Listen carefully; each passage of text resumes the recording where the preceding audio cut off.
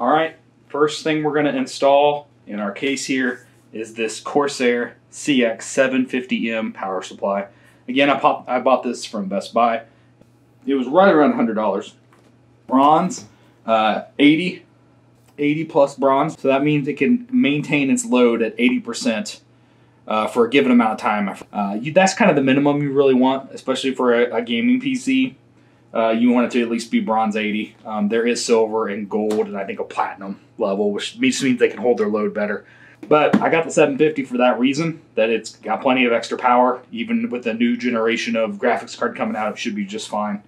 And this one's a modular power supply, and what that means is you can plug in the power that you need. So you don't have a bunch of extra cables running through it and getting in your way. You just plug in what you need and then use that. Let's get to putting this baby in. Come with some zip ties. Here's all your modular cables.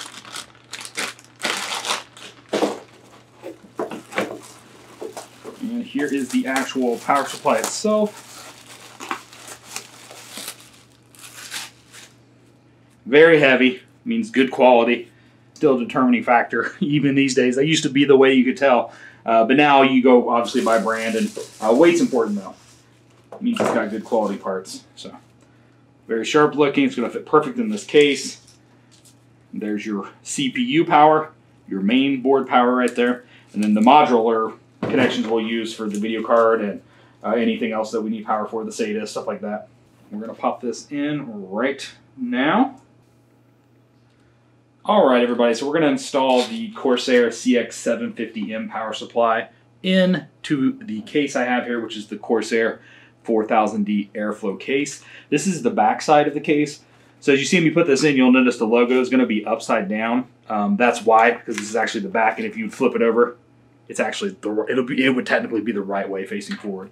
But before, since this is a modular power supply, you want to get your power situation plugged in. So if you have a video card that takes external power, you want to make sure you get your PCIe plugins, which is these right here that say PCIe on them.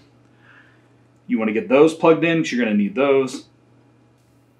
And you'll see there is a slot on this power supply for where it goes. The really, really nice thing about this is they're labeled. Very easy to understand. You're not going to get too confused with it. The correct slot. Make sure it's in there tight. Give it a little pull to make sure it's locked in. And that one is plugged in. So that's going to be for our video card. Next up, I'm going to need some rails for the SATA drives. So you got to find those. If your video card if you're running SLI, or if you just want the extra power there in case you need it, you can hook in another rail. It's secured. There we go. This is probably going to be all that most people need. If you have an optical drive or something that you need the 4x power for, here they are. Some fans use these. And then it comes with another rail if you have more SSDs or other drives to plug in. That's going to be all that we are going to use right now. All right, so I got them in. You should have at least 4 as a minimum in there. And they can be in different configurations, like I said, depending on how your power supply is popped in there. And like every screw we do on this computer, you want to snug them but not make them too tight, because you'll bend the metal or possibly damage other things, especially on the motherboard. But it goes for everything on a computer, really. Now we're going to run the cable management through the system here. We're going to unhook these.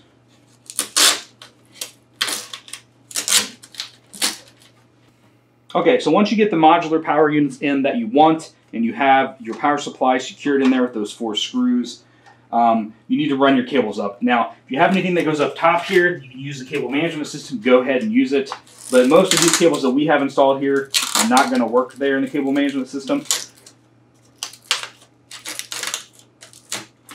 So we're going to actually run those in from here. Here's the CPU, the one that plugs in for the CPU, and then this is the main board. I'm just going to run those up right here at the bottom.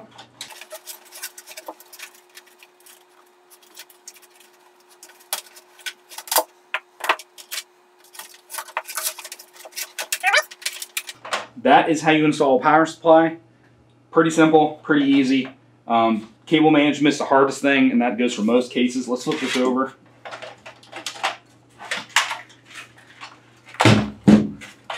And here's the 3 that I had that ran out. The one video card one I'm going to use to power the video card, the CPU plug that's going to go on pretty much any motherboard, and then the main board. Hopefully that helped you. If you have any questions, please leave a comment below in the comment section. I'll try to help you out the best that I can. Again, every power supply in every case are going to be a little bit different. Some have cable management systems, some don't. This one's a really great case. Like I've said before, the Corsair 4000D Airflow for 80 bucks is a great buy. And then this power supply that goes with it, which is the Corsair CX750M, also a great buy for 100 bucks. Can't really pass it up. The 80+ bronze rating is fantastic. All right, everybody, thanks for watching the video. Please don't forget to hit that subscribe button. Have yourself a great day.